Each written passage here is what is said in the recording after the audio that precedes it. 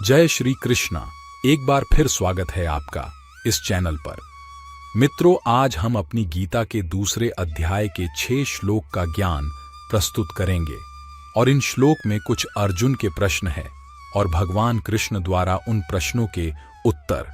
तो आइए सुनते हैं इन श्लोकों को और उनके अनुवाद को। अर्जुन उवाच स्थित प्रज्ञस्य का भाषा समाधिस्थस्य केशव स्थितधि किंग प्रभशेत किमासीत व्रजेत किम।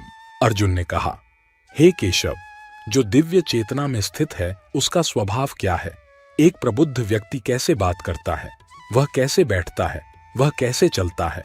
स्थित प्रज्ञ स्थिर बुद्धि वाला और समाधिस्थ ट्रांस में स्थित पद प्रबुद्ध व्यक्तियों पर लागू होते हैं। श्री कृष्ण से पूर्ण योग या समाधि की स्थिति के बारे में सुनने के बाद अर्जुन एक स्वाभाविक प्रश्न पूछता है। वह इस स्थिति में रहने वाले व्यक्ति के मन की प्रकृति को जानना चाहता है। इसके अतिरिक्त वह यह भी जानना चाहते हैं कि मन की यह दिव्य स्थिति किसी व्यक्ति के व्यवहार में कैसे प्रकट होती है। इस श्लोक से आरंभ करते हुए अर्जुन श्री कृष्ण से 16 प्रकार के प्रश्न पूछते हैं। जवाब में श्री कृष्ण ने कर्म योग, ज्ञान योग, भक्ति योग, तपस्या, ध्यान आदि के सबसे गहरे रहस्यों को उजागर किया। अर्जुन द्वारा पूछे गए प्रश्नों के 16 सेट हैं। ऑन, जो दिव्य चेतना में स्थित है उसका स्वभाव क्या है? 2, यदि आप ज्ञान को सकाम कर्मों से श्रेष्ठ मानते हैं तो आप मुझसे यह भयानक युद्ध छेड़ने के लिए क्यों कहते हैं? 3, किसी व्यक्ति को न चाहते हुए भी, जैसे कि बलपूर्वक किया गया हो, पापपूर्ण कार्य करने के लिए क्यों प्रेरित किया जाता है? 4, आपका जन्म विवस्वान के बहुत बाद हुआ था। मैं यह कैसे समझूं कि आरंभ में आपने ही उसे यह विद्या सिखाई थी? 5, आपने कर्मों के त्याग के मार्ग की प्रशंसा की और फिर भक्ति पूर्वक कर्म की प्रशंसा की। कृपया मुझे निर्णायक रूप से बताएं कि दोनों में से कौन अधिक लाभदायक है? 6, हे कृष्ण, मन बहुत बेचैन, अशांत, मजबूत और जिद्दी है। मुझे ऐसा लगता है कि इसे नियंत्रित करना हवा से भी अधिक कठिन है। 7, उस असफल योगी का भाग्य क्या होगा जो विश्वास के साथ मार्ग शुरू करता है लेकिन जिसका मन अदम्य जुनून के कारण भगवान से भटक जाता है और इस जीवन में उच्चतम पूर्णता तक पहुंचने में असमर्थ है। 8, ब्रह्म क्या है और कर्म क्या है? अधिभूत क्या है और अधिदैव कौन है? अधियज्ञ कौन है और वह इस शरीर में कैसे निवास करता है? हे मधु दानव के हत्यारे, स्थिर मन वाले लोग मृत्यु के समय आपके साथ कैसे एकजुट हो सकते हैं? 9, कृपया मुझे अपने दिव्य ऐश्वर्य का वर्णन करें जिसके द्वारा आप सभी लोकों में व्याप्त हैं। 10, हे परम दिव्य व्यक्तित्व, मैं आपके ब्रह्मांडीय रूप को देखने के लिए उत्सुक हूं। 11, आप जो सारी सृष्टि से पहले अस्तित्व में थे, मैं जानना चाहता हूं कि आप कौन हैं, क्योंकि आपका स्वभाव और कार्य मुझे रहस्यमय बनाते हैं। 12, जो लोग आपके व्यक्तिगत स्वरूप के प्रति दृढ़ता से समर्पित हैं और जो निराकार ब्रह्म की पूजा करते हैं, उनमें से आप किसे योग में अधिक निपुण मानते हैं? 13, मैं प्रकृति और पुरुष भोक्ता के बारे में जानना चाहता हूं। कर्म क्षेत्र क्या है और उस क्षेत्र का ज्ञाता कौन है? ज्ञान की प्रकृति और ज्ञान का उद्देश्य क्या है? 14, हे भगवान, जो लोग 3 गुणों से परे चले गए हैं उनकी क्या विशेषताएं हैं? वे कैसे कार्य करते हैं? वे गुणों के बंधन से कैसे आगे निकल गए? 15, वे कहां खड़े हैं जो शास्त्रों की आज्ञाओं की उपेक्षा करते हैं लेकिन फिर भी विश्वास के साथ पूजा करते हैं? 16, मैं संन्यास त्याग की प्रकृति को समझना चाहता हूं और यह त्याग या कर्मों के फल के त्याग से कैसे भिन्न है? भगवान श्रीवाच प्रजाहति यदा कामान सर्वण पार्थ मनोगतान आत्मन्यवात्मना तुष्टः स्थित प्राज्ञस्त दोच्यते। भगवान ने कहा, हे पार्थ, जब कोई मन को पीड़ा देने वाली सभी स्वार्थी इच्छाओं और इंद्रियों की लालसा को त्याग देता है और स्वयं की प्राप्ति में संतुष्ट हो जाता है तो ऐसे व्यक्ति को पारलौकिक रूप से स्थित कहा जाता है। श्री कृष्ण यहीं से अर्जुन के प्रश्नों का उत्तर देना शुरू करते हैं और अध्याय के अंत तक जारी रखते हैं। प्रत्येक टुकड़ा स्वाभाविक रूप से अपने संपूर्ण की ओर खींचा जाता है। जिस प्रकार पत्थर का एक टुकड़ा गुरुत्वाकर्षण बल द्वारा पृथ्वी की ओर खींचा जाता है। व्यक्तिगत आत्मा ईश्वर का एक अंश है जो अनंत आनंद है। इसलिए आत्मा अनंत आनंद के सागर का एक टुकड़ा है और यह आनंद के लिए प्राकृतिक आग्रह का अनुभव करती है। जब यह ईश्वर से आत्मा के आनंद का आनंद लेने का प्रयास करता है तो इसे ईश्वरीय प्रेम कहा जाता है। लेकिन जब अपने आध्यात्मिक स्वरूप से अनभिज होकर वह स्वयं को शरीर समझता है और संसार से शरीर के आनंद का स्वाद लेना चाहता है तो इसे वासना कहा जाता है। इस संसार को शास्त्रों में मृग तृष्णा कहा गया है, जिसका अर्थ है हिरण द्वारा देखी गई मृग तृष्णा के समान। गर्म रेगिस्तानी रेत पर परावर्तित होने वाली सूर्य की किरणें हिरणों के लिए पानी का भ्रम पैदा करती हैं। वह सोचता है कि उसके सामने पानी है और वह अपनी प्यास बुझाने के लिए दौड़ता है। लेकिन जितना अधिक वह पानी की ओर दौड़ता है, मृग तृष्णा उतनी ही अधिक दूर होती जाती है। उसकी मंद बुद्धि यह नहीं पहचान पाती कि वह किसी भ्रम के पीछे भाग रहा है। दुर्भाग्यशाली हिरण मायावी पानी का पीछा करता रहता है और रेगिस्तान की रेत पर थकावट से मर जाता है।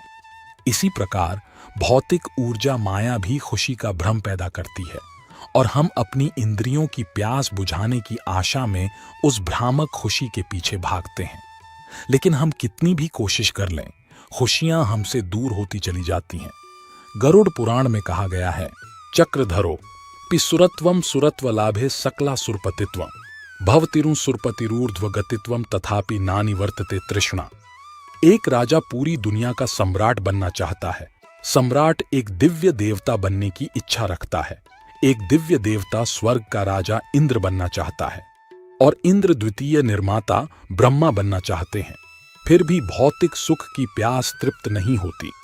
लेकिन जब कोई व्यक्ति मन को भौतिक आकर्षणों से दूर करना और इंद्रियों की इच्छाओं को त्यागना सीखता है तो ऐसा व्यक्ति आत्मा के आंतरिक आनंद के संपर्क में आता है और पारलौकिक रूप से स्थित हो जाता है। कठोपनिषद यहाँ तक कहता है कि जिसने इच्छाओं का त्याग कर दिया है वह भगवान के समान हो जाता है। यदा सर्वे प्रमुच्यन्ते काम यस्या हृदि श्रित अथ मर्त्यो मृतो भवत्यत्र ब्रह्म समाश्नुते। जब कोई हृदय से सभी स्वार्थी इच्छाओं को समाप्त कर देता है तो भौतिक रूप से बंधनग्रस्त जीवात्मा आत्मा जन्म और मृत्यु से मुक्ति प्राप्त कर लेती है और सद्गुणों में ईश्वर तुल्य बन जाती है। श्री कृष्ण उपरोक्त श्लोक में कहते हैं कि दिव्य स्थिति वाला व्यक्ति वह है जिसने स्वार्थी इच्छाओं और इंद्रियों की लालसा को त्याग दिया है और स्वयं में संतुष्ट है। दुखेष्वानुद्विग्नमना सुखेषु विगतस्पृह वीतराग भय क्रोधा स्थित धीर मुनिरुच्यते। जिसका मन दुख के बीच भी शांत रहता है, जो सुख की लालसा नहीं रखता और जो मोह भय और क्रोध से मुक्त है, वह स्थिर बुद्धि वाला ऋषि कहलाता है। इस श्लोक में श्री कृष्ण स्थिर ज्ञान वाले संतों का वर्णन इस प्रकार करते हैं। 1. वीत राग, वे सुख की लालसा छोड़ देते हैं। 2. वीत भय, वे भय से मुक्त रहते हैं। 3. वीत क्रोध, वे क्रोध से रहित होते हैं। एक प्रबुद्ध व्यक्ति मन को वासना, क्रोध, लालच, ईर्ष्या आदि की भौतिक कमजोरियों को आश्रय देने की अनुमति नहीं देता है। केवल तभी मन लगातार अतिक्रमण पर चिंतन कर सकता है और परमात्मा में स्थिर हो सकता है। यदि कोई मन को दुखों के बारे में सोचने की अनुमति देता है तो परमात्मा पर चिंतन बंद हो जाता है और मन को पारलौकिक स्तर से नीचे खींच लिया जाता है। यातना की प्रक्रिया भी इसी तरह काम करती है। वर्तमान दर्द से भी अधिक अतीत के दर्द की यादें और भविष्य के दर्द की आशंकाएं मन को पीड़ा देती हैं। लेकिन जब मन इन दोनों को छोड़ देता है और बस वर्तमान संवेदना के साथ टटोलना पड़ता है तो दर्द आश्चर्यजनक रूप से प्रबंधनीय सहनशीलता की सीमा के भीतर आकार में सिकुड़ जाता है। यह सर्वविदित है कि ऐतिहासिक रूप से बौद्ध भिक्षुओं ने आक्रमणकारी विजेताओं की यातना को सहन करने के लिए इसी तरह की तकनीक अपनाई थी। इसी प्रकार यदि मन बाहरी सुखों की लालसा करता है तो वह भोग की वस्तुओं की ओर भागता है और फिर से दैवीय चिंतन से विमुख हो जाता है। इसलिए स्थिर ज्ञान वाला ऋषि वह है जो मन को सुख के लिए लालायित या दुख के लिए विलाप करने की अनुमति नहीं देता है। इसके अलावा ऐसा ऋषि मन को भय और क्रोध के आवेगों के आगे झुकने की अनुमति नहीं देता है। इस प्रकार मन दिव्य स्तर पर स्थित हो जाता है। यह सर्वत्राणभिस्नेहस्तत्तत् प्राप्य शुभाशुभम नाभिनंदति न द्वेष्टि तस्य प्रज्ञा प्रतिष्ठिता। जो सभी परिस्थितियों में अनासक्त रहता है और न तो सौभाग्य से प्रसन्न होता है और न ही क्लेश से निराश होता है, वह पूर्ण ज्ञान वाला औरष्य है। प्रसिद्ध ब्रिटिश कवि रुडयार्ड किपलिंग ने अपनी प्रसिद्ध कविता इफ में स्थित प्रज्ञ स्थिर बुद्धि के आरष्य पर इस कविता का सार समझाया है। यहाँ कविता की कुछ पंक्तियां हैं। यदि तुम स्वप्न देख सकते हो और सपनों को अपना स्वामी नहीं बना सकते, यदि आप सोच सकते हैं और विचारों को अपना उद्देश्य नहीं बना सकते हैं, यदि आप विजय और आपदा का सामना कर सकते हैं और उन दो धोखेबाजों के साथ एक जैसा व्यवहार कर सकते हैं, यदि न तो दुश्मन और न ही प्यार करने वाले दोस्त आपको चोट पहुंचा सकते हैं, यदि सभी लोग आपके साथ गिनते हैं लेकिन बहुत अधिक नहीं, यदि तुम उस अक्षम्य मिनट को 60 सेकंड की दूरी के साथ भर सकते हो, तो पृथ्वी और उसमें जो कुछ भी है वह सब तुम्हारी है, और जो अधिक है तुम एक आदमी बनोगे मेरे बेटे। इस कविता की लोकप्रियता लोगों में आत्मज्ञान की स्थिति तक पहुंचने की स्वाभाविक इच्छा को दर्शाती है, जिसका वर्णन श्री कृष्ण अर्जुन से करते हैं। किसी को आश्चर्य हो सकता है कि कैसे एक अंग्रेजी कवि ने आत्मज्ञान की उसी स्थिति को व्यक्त किया जिसका वर्णन सर्वोच्च भगवान ने किया है। सच तो यह है कि आत्मज्ञान की चाह आत्मा का स्वाभाविक स्वभाव है। इसलिए जाने अनजाने दुनिया भर की सभी संस्कृतियों में हर कोई इसकी चाहत रखता है। अर्जुन के प्रश्न के उत्तर में श्री कृष्ण यहाँ इसका वर्णन कर रहे हैं। यदा संहारते चाय कूर्मोऽंगानीव सर्वशः इंद्रियार्थेभ्यस्तस्य प्रज्ञा प्रतिष्ठिता। जो व्यक्ति इंद्रियों को उनके विषयों से हटाने में सक्षम है, जैसे कछुआ अपने अंगों को अपने खोल में वापस ले लेता है, वह दिव्य ज्ञान में स्थापित होता है। इंद्रियों को उनकी वांछित वस्तुएं प्रदान करके उनकी लालसा को शांत करने का प्रयास करना आग पर घी डालकर उसे बुझाने का प्रयास करने जैसा है। आग एक क्षण के लिए शांत हो सकती है, लेकिन फिर वह दोगुनी तीव्रता से भड़क उठती है। इसलिए श्रीमद्भागवत में कहा गया है कि इच्छाएं पूरी होने पर कभी खत्म नहीं होती, वे केवल और अधिक मजबूती से वापस आते हैं। न जातु कामः कामनाम उपभोगेन शाम्यति हविषा कृष्णवर्तमेव भूय एवाभिवर्धने। इंद्रियों की इच्छाओं को पूरा करने से वे नहीं बुझती, जैसे अग्नि में मक्खन की आहुति देने से वे नहीं बुझती। इसके बजाय यह आग को और भी तेज बना देता है। इन इच्छाओं की तुलना शरीर में होने वाली खुजली से की जा सकती है। खुजली परेशान करने वाली होती है और खुजलाने की तीव्र इच्छा पैदा करती है, लेकिन खुजलाने से समस्या का समाधान नहीं होता। कुछ क्षणों के लिए राहत मिलती है और फिर खुजली अधिक तीव्रता के साथ लौट आती है। इसके बजाय यदि कोई व्यक्ति कुछ समय तक खुजली को सहन कर सकता है, तो इसका डंक खत्म होने लगता है और धीरे धीरे खत्म हो जाता है। खुजली से शांति पाने का यही रहस्य है। यही तर्क इच्छाओं पर भी लागू होता है। मन और इंद्रियां खुशी के लिए असंख्य इच्छाएं पैदा करते हैं, लेकिन जब तक हम उन्हें पूरा करने के खेल में हैं, खुशी मृग तृष्णा की तरह भ्रामक बनी रहती है। लेकिन जब हम इन सभी इच्छाओं को त्यागना सीखते हैं, भगवान में खुशी पाते हैं, तो मन और इंद्रियां हमारे साथ शांति स्थापित कर लेती हैं। इसलिए एक प्रबुद्ध ऋषि बुद्धिमानी से इंद्रियों और मन पर काबू पाता है। इस श्लोक में प्रयुक्त चित्रण कछुए का है। जब भी कछुआ किसी खतरे का सामना करता है, तो वह अपने अंगों और सिर को अपने खोल के अंदर खींचकर अपनी रक्षा करता है। खतरा टल जाने के बाद कछुआ फिर से अपने हाथ पैर और सिर निकाल लेता है और अपने रास्ते पर चलता रहता है।